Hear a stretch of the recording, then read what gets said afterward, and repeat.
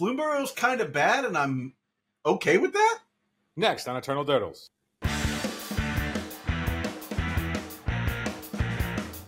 This episode is supported by our Dirtle Maniacs, who enjoy ad-free content as well as bonus content that can be found either on Patreon, Spotify, or YouTube. If you're thinking about supporting the show, we'd really appreciate it, and you can find us on any of those mediums. What it do? Hello and welcome to Eternal Dirtles. I'm your host, Zach Clark, and the mod to my Blanche, Phil Bleckman. Phil, how's it going, man? Dude, it's Bloomburrow, and they couldn't give us, like the otter's top or whatever. Yeah. Just give me something. Give me old otter top. Give me anything in Azorius that isn't flicker. Yeah, everything flickers. It's all flickers. So I think the thesis of this episode is that this is the replacement for our review of Bloomburrow, right? There's nothing to talk about for the set as far as what would be legacy playable. All of the stuff that seems legacy playable is base effects of things that, get slight upgrade. There's Into the Flood Maw for your, if you don't want to play Chain of Vapor, you get to play Into the Flood Maw. If, there's adjacent removal spells in black that it's okay, maybe in the slot where you're playing Shield's Edict, you might play, Feed the Cycle instead, which is just a 2-mana, Hero's Downfall that asks you to delve 3 or sack a food. So it's okay, more often than not, if you wanted a way to destroy a Planeswalker, then you could just easily reach into that. But again, it's not like that color didn't have access to a bunch of ways to deal with that, plus also have, the best aggressive cards in the format to begin with. There's nothing really going on here because you can't play Synergy in Legacy. Eternal Dirtles is proud to be sponsored by Moxfield. Moxfield is the best Magic the Gathering deck building website on the internet. You can create, share, and find decks from Commander to Legacy and even fan-supported formats like Pre-Modern and Old School. You can see all of our decks on our Moxfield. Follow the links below to stay tuned. Yeah, so much of this is rabbits and weasels and look, I think the top is this bottom up or top down? Top down, right? Top down is flavor. We start with the flavor and we move down to the mechanics. They just made Bloomburrow, which is a flavorful world of no humans and off the beaten path. This is Redwall the set. They could have easily made this, merfolk and goblins and elves and done the same thing, but they're exploring a different thing where frogs flicker and rabbits go wide and everything is bouncy dip doodles and nothing compelling because nothing is what we haven't seen. I don't mind the departure from the normal Magic the Gathering background, but I think at least for Eternal formats, something like this doesn't hit because it doesn't go within the synergies that we already know. I'm 100% behind a cool idea for a set. Honestly, Phil, I'm so hyped for Duskmourn. And I really hope that there's some stuff to talk about in Duskmourn because that's my vibe. I'm literally wearing a Reanimator shirt right now. Come on, this is to me the 80s horror movie vibe is super cool. So I love a neat vibe this Redwall Watership Down vibe. I think it's cool. But that said, the only way I'm going to play with these cards is if I decide to start playing Standard because Legacy has been so bad for so long. That's a great way, I guess, to get me to start playing Standard, right? If I just I'm I guess I'll buy a couple boxes of Bloomburrow and start go with my Bunnies tribal deck, Yeah, I think it's the thing that's interesting is in recent Legacy pushed cards, a lot of the Legacy pushed cards have, for some reason, just all been black. They've just given black access to just all of these different kinds of effects that are the most. 2 years ago, no one was playing black. I think that they're, that's the problem is that they push in one direction and they realize, and then they have to overcorrect. But by the time we see everything happen, right, it takes another 2 years. So the steering is it's like steering from behind, right? Yeah. I'm speaking more that it's interesting to me that they've decided to lean into black getting access to both pushed effects and hate for everything.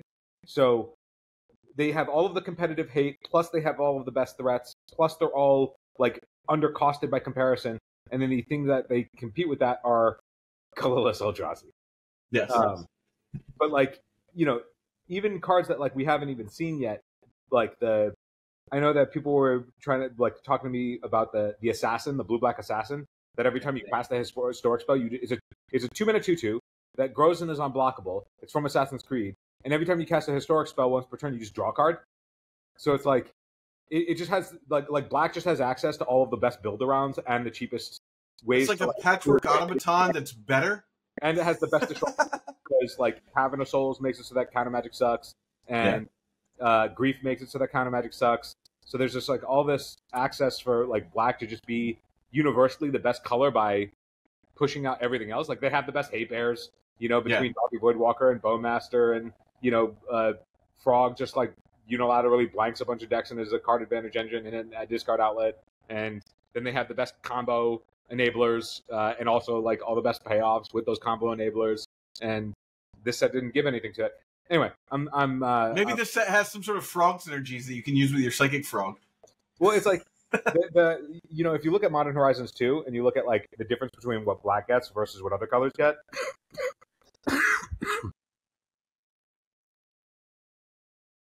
Oh no, he lost his voice. Coughed his voice right off. Am I back? There you go. So black gets Psychic Frog, right? And then every other color gets like some limited card that's like overcosted. So like in the same column that like you get Psychic Frog for Azorius, you get like a 3-mana 2/2 that like gives you 2 energy that you can use to like give creatures flying. Yeah. It's just like there's clearly a disparity here where for some reason like black mana and or green mana just means that your cards are exceptionally pushed. And then if you're not in those, then you're just like sort of stymieing yourself. Yeah, I mean, look, Blues had it good for too long, Phil. Blue, everybody says Blues had it good. Like, Blue has only had it good because of fucking Delver, right? It's true. Like it was Murktide, and then like all of the free counter magic. But like, okay, I'm an advocate for getting rid of that shit. But yeah, like if you look at it, Blue. We can't talk about getting rid of Days. The Reddit just comes for me every time. Let's talk about getting rid of Days. Fucking get rid of it. They were so mad. Dude, I hope that this ban announcement, like they announced today, we're recording this today, where Blake Rasmussen said that they're not going to have a preemptive ban before August 26th, or whatever the thing is. So cool, whatever. But like, if they only ban Grief, like I want to see like 15 cards go. I want them to be like, we've decided this is the year where we are nuke the format. The same way that we rotate the format with every set outside of Bloomburrow, we're also going to rotate the set right now. Yeah. That'd be awesome. It's funny. I feel like there's absolutely no way that we would have gotten a decision on that level before the ban announcement because Biden dropped out, right? So they were like, no, we're not doing it too. Like, we're not going to do the thing that you guys are saying that's going to inevitably happen. Man, nobody thought that Biden was going to drop out. And then he did. And well, that's the thing. And he kept saying he wasn't going to. Right. So it's a possibility, right? That they go, we're not going to ban any of these cards in emergency. And then they do. But then also WotC says that they'll never ban, format staples like Days or whatever. You know how we'll be able to tell, Phil, that it's over for Grief early? If Bernie Sanders comes out and says, I think that Grief has got to stay in the format for as long as possible. Yeah, as long as Bernie, it's not going to happen. As soon as Bernie backs Grief, it's over. The powers that be will be like, no, we can't have any of that liberal Grief nonsense happening. There's some sort of deals going on. We're not get him out of here. It's strange that like Blake was like, yeah, we're not making an announcement. We're making an announcement to not make an announcement. Yeah, we're going to make an announcement to not make an announcement, but then also was like, but we understand the showing that Nadu had in Modern. We understand the comments that people have given about Grief. So, when there may be changes on the ban announcement day, we're not going to ban anything until that day. So it's like, okay, so we all know that it's going to happen. So Yeah. we're in this weird space where it's like we all agree and mutually understand that they're going to make these changes. We just don't know what additional They're changes. just like, don't make us work. It's summertime, bro. I'm trying to hit the beach. They just are like, we have to wait because we agreed on this. Yeah, we agreed. But then he also said that he was like, we also understand that this is not the best timing, and we're learning that given what is happening right now. So we understand that it's not working. We understand that we're going to make those changes that everybody wants, but we're not going to make them for a month, and we're just going to concede the summer. We're going to get the entire format unified behind Grief getting banned first. I'm serious. It's mirroring reality in so many weird ways. Like just make the call, guys. Like, this is going to be the worst Bloomburrow set review ever, by the way. We just gotta. That's going to be the title. It's just going to be me going, "Is this a Bloomburrow set review?" Like the guy holding doing the butterfly thing. I mean, is there anything? Was there anything interesting in this? No, it's like I was telling you before we started recording. It's all like, would this be? It's the meme of like, would you want this in Death and Taxes? What would you take out? Would this giant alligator fit into Nick Fit? Sure, why not? You know, like there's nothing in here that like the thing that I was like, ooh, maybe was there's a 2/1 rabbit that if a creature, it had the text, if like a creature you control gets targeted, put a +1/+1 counter on. I was like, ooh, maybe this is like a weird hedge and infect. Put a +1/+1 counter on any other creature. I'm like, so it can't even save itself. Like if you kill, I've got this rabbit out. So first off, I have to have 2 creatures, right? I've got this rabbit out, and then you kill my Blighted Agent, and then I give this rabbit +1/+1. Like that's not a thing. That's nothing I care about, you know? Yeah. There's like Fell is an interesting card because it is literally Doomblade minus the non-black part. So there's that. It's a 1 black for a sorcery that says destroy target creature. So it is a sorcery, but it is like it's a Swords to Plowshares type effect, right? For 1, 1 black. But like that's the most interesting things from this set are like probably for Pauper. You know, the classes are interesting, but they're like, I don't know. I want to see more Frog and Toad in this set. You know, I want to see more Wind in the Willows. Yeah, Thunderclap Trainer is another wizard to add to your let's try and make Flame of Anor wizards work. But yeah, that Naban deck, right? Well, it's not even in a Naban deck. It's just like you know everybody's still trying to play Snapcaster Mage, and that doesn't work in a world of all the black creatures that exist. Yeah. Yeah, there's Starfall Invocation that like works with Dual Caster Mage. If you have if you just happen to have 8 mana lying around, you can make your opponent draw out their entire deck with a Wrath of God. So there's that. Yeah, it's all like there's just something about this set that even though it's like a standard entering constructed set, it just seems so very obviously geared towards Commander in every way. Like gift as a mechanic, you can gift an opponent that's not the like person that you're targeting with something. So you're just like, oh, yeah, you're my buddy, you can draw a card and we can make a deal. And then like everything is expensive and has like 40 different effects, and they're all like dirtling effects that don't actually amount to anything. And well, that's the point you were making, is like so many of the slots in the rare and mythic spot are devoted to EDH cards. Yeah, like I mean, I was interested in Season of the Burrow for a second because I was like, oh, I mean, I'm always looking for something that can, actually deal with planeswalkers that doesn't require me to lean into a third color for miracles. But, it's just a 5-mana sorcery. It's not actually good enough. And, I'm going to lose a bunch of tickets on it. But that's like kind of it. Everything else is just like, man, it just feels like. What were the Azorius cards in this set, Phil? What were they? What are there any Azorius cards? We've got Plume Creed Mentor. That's a 3-mana 3/2 2/3 with flying. Enters target another creature you control. Whenever this or another creature with flying enters, put a +1/+1 counter on a creature without flying. Cool.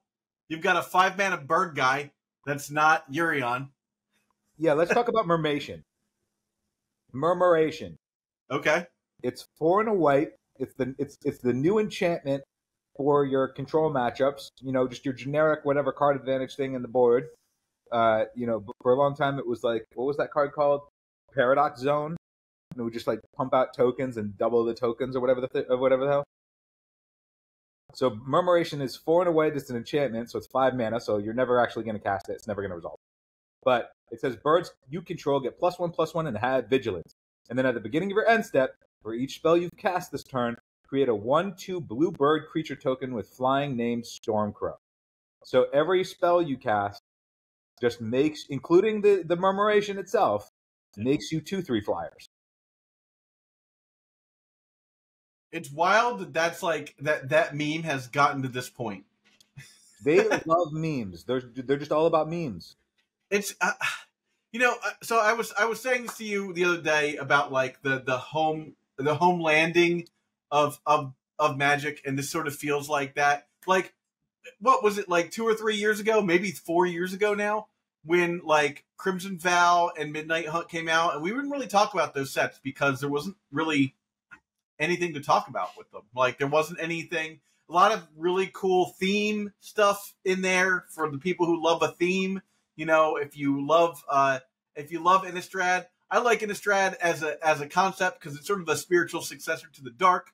Big fan of the Dark, but all that stuff is just fluff, and you need fluff for this game to be worth playing. Like, I'm not a guy who's like, you can just print all these things with numbers and not put any pictures on them, and we're just playing a game that I would play anyways. I think that's crazy talk. Like, I'm not playing this game unless I'm casting dragons and drawing cards off of planting beans in places.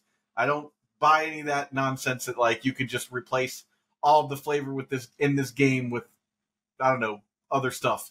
But you can't just do like Homelands. For the people who don't understand why I'm talking about Homelands, Homelands was designed by people who were not game designers. Like, they weren't the A team at Magic at the time. They were like interns that I think like Peter Atkinson had like promised that they could do a set early on in Magic's like business. And he was like, look, I made a promise to these guys. I'm just going to keep it. So they made Homelands, right? And Homelands chock full of flavor. There's so much flavor in Homelands. I'd love to see them go back. Ogrotha or bust, right? One day. But there is nothing playable in that set. Not even like, technically Autumn Willow was like the only card people wanted to play from that set. But like, come on. So I say all that to say this. This feels like that, where they're just like, hey, like, certainly I'm sure this is way more playable in Standard, you know, than Homelands was at the time. They don't have to like rewrite the rules for Standard to make you play cards from the set. But they're not trickling down into Eternal formats at all, I don't think. And hey, comment below, prove me wrong. If there's a card here that we missed, I'd love to know about it, because they're nothing on my radar for this set. I think it would be interesting. I mean, there are cards. There's always going to be cards in every set where you're like, oh, that costs 3 and it doesn't go into an Ancient Tomb deck. Not playable in this format. And that's where I'm like, you know, as we have this looming ban on the horizon, looking at all these cards, I just skip over, you know, 90% of every set that isn't Modern Horizons, because you just know that in a Grief Days world that there is a threshold of just like fundamental like cards existence that are just going to be forever unplayable. All I'm saying, Phil, is I filled up almost 2 hours with Sahar talking about Outlaws of Thunder Junction. That set, can you think of one card from Outlaws of Thunder Junction and seeing play? Outlaws of Thunder Junction is it has Name one card. Yeah. One card. Hold on, give me a second. There's so many cards. There are so many cards. There's hold on, Zach. Yep. Can you Yeah. You take your time, Phil. We'll just fill this dead air with me deciding whether or not there are any cards. You're always rushing me, man. I'm trying to. There's just so many to choose from, and I just give me a second to think of the best one to lead with. Okay. Yeah. Okay. All right. Jur off the flesh right. Yeah. So, I mean, that was one that had 2-mana Jace. You know, we were so excited for 2-mana Jace until you couldn't play it until the static clause on Jace says this card is not allowed to be played until the game is over. Yeah. Insatiable Avarice might have been able to see play. Mm. What about Duelist of the Mind? What about the Fibblethip there? Fibblethip, yeah, you decided not to play it. You would have been the only person. Well, I mean, I do have a Fibblethip. I do have one. I own one. But you see, the problem with it is it costs 3 mana. It does cost 3 mana. If it costs 1 mana, I bet you would play it. Oh yeah. I mean, we're definitely sleeving up. We're sleeving up at 1. Yeah, but it's got Ward 2 though. I mean, give them that. Like, they didn't make you pay 3 mana and then have someone just be like, and pulled it. Yeah, they didn't. They just had you be like, okay, you're going to play 3 mana for a do nothing 1/1 in a format where Traxa hits play on the first turn. Yeah. But so that's what I'm saying. Like, at least there were cards to talk about in Outlaws of Thunder Junction. I'm just surprised we couldn't put together 20 minutes of maybe this card will see play. Like, this is all this episode is all killer, no filler. Like, we're not even telling you like, hey, maybe you want to cast this 4 mana XX that has power toughness equal to the number of islands you have in play. Yeah, I mean, it's also because in a similar way, Outlaws of Thunder Junction, where it was just like, I mean, look at the multicolor spells in Outlaws. Yeah, they were cards. Spells in Bloomburrow, and it's just like the weirdest amalgam of legendary creatures with novels in their text box that all just do hokey things, and it's just all like everything is commander focused. It's just all commander focused, and nothing is, and then you have like some of the stuff that goes over the top where you get an Atraxa, and then now Phil, our detractors, and there are many of them, are going to say, but isn't this what you wanted? Didn't you want to have like a non-rotating legacy format that doesn't constantly have something get power creeped out of it? Every set has 15 new cards that you have to buy. 2 of them are $30 a pop. Is this what you wanted?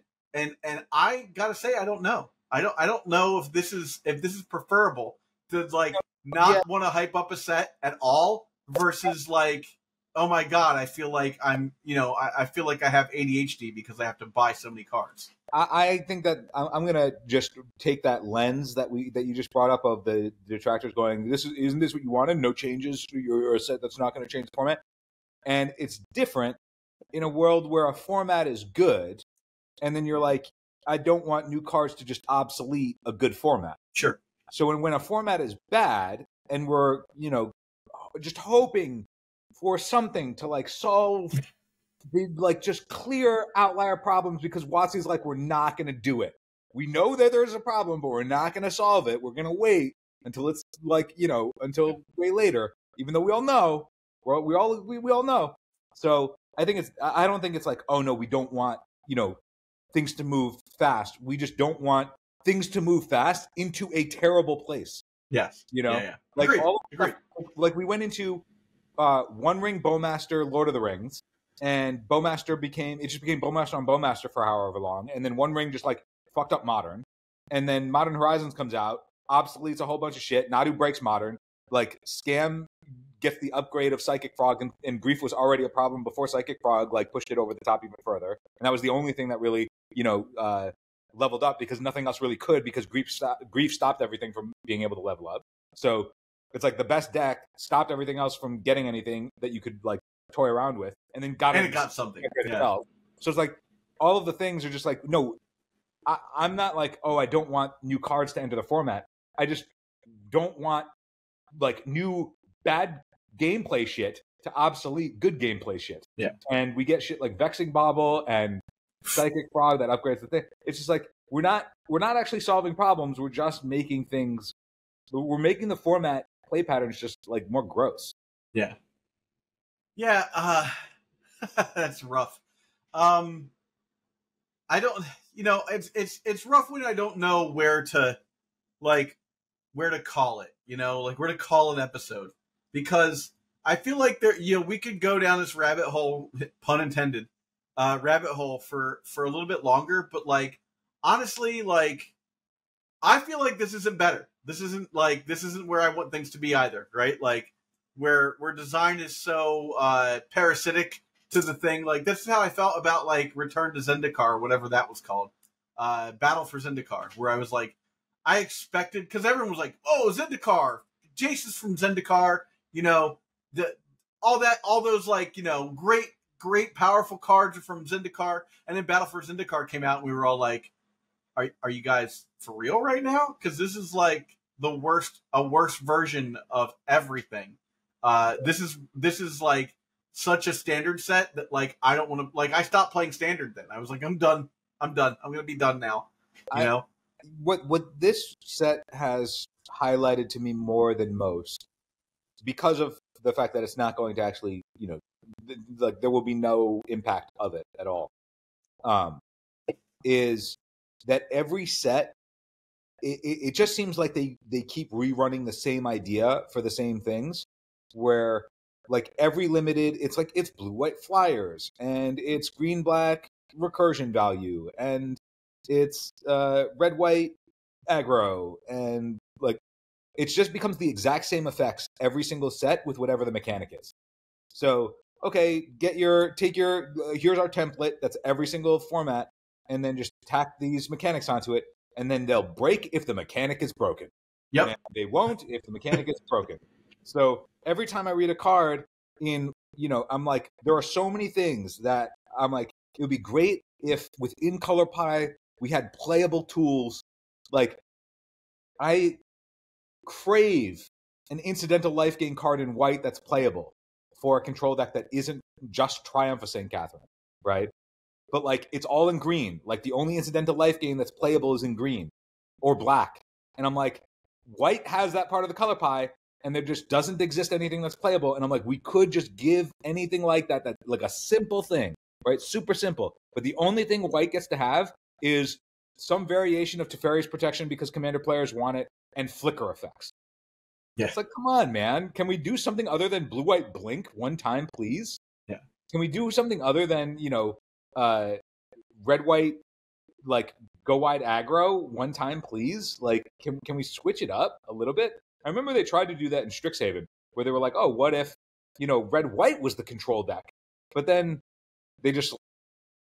You need an absorb that is also Daze. I think we just need Daze to go. Yeah, well, there's also that. All right, so let's call it there. This was a Bloomburrow set review. Let me know in the comments if you found any cards in Bloomburrow to talk about. I will gladly talk about them.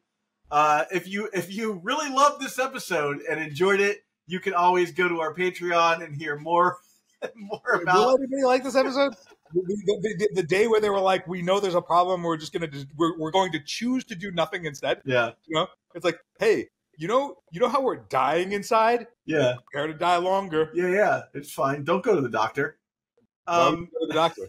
Yeah. Well, if you like I said, if you enjoyed this episode, like, subscribe, do all that fun stuff. Comment below if you did find something from Bloomburrow that you liked. I love the flavor, like I said. And this week we're gonna have if you don't subscribe to our Patreon, we've got a great episode in there for the subscribers about ABC deck building that you should definitely check out. That is an evergreen episode, and it's totally awesome and definitely worth your time. Yeah, with that, I will tell everyone thanks for watching, and we will catch you. Oh, God. We will catch you on the flip later. Before you go, I need some help.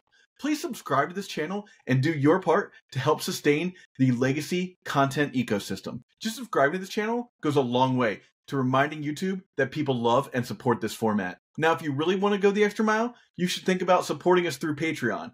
Both the links for subscription and Patreon are right here. And if you're listening on an audio format, you can go to patreon.com/eternaldurdles. Thanks so much for watching.